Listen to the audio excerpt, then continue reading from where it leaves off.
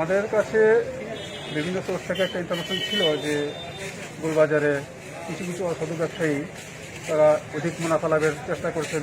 সেই অনুসারে আমরা ফুডের স্টাফ এবং আমরা অ্যাডমিনিস্ট্রেশন থেকে আইটিএমের পক্ষ থেকে আমরা আসি, পুলিশ আছে আমাদের সঙ্গে, এসে আমরা খোলা বাজার দেখি এবং পাইকারি বাজার যাচাই করি। যাচাই করার পর দেখা যাচ্ছে যে পাইকারি যারা বিক্রি করছেন তারা কত দিয়ে কিনছেন, কত করে বিক্রি করছেন, এটা তারা ঠিকভাবে আমাদেরকে কাগজপত্র ক্যাশ মেমো দেখাতে পারেননি। অর্থাৎ নিজের মর্জি মতো করে তারা একটা মুনাফা করছেন, অধিক মুনাফা করছেন।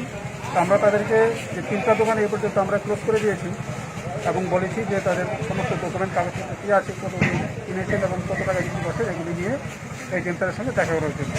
আর যদি স্যাটিসফাই করতে পারেন তারা পুনরায় আবার ব্যবসা করতে পারবেন।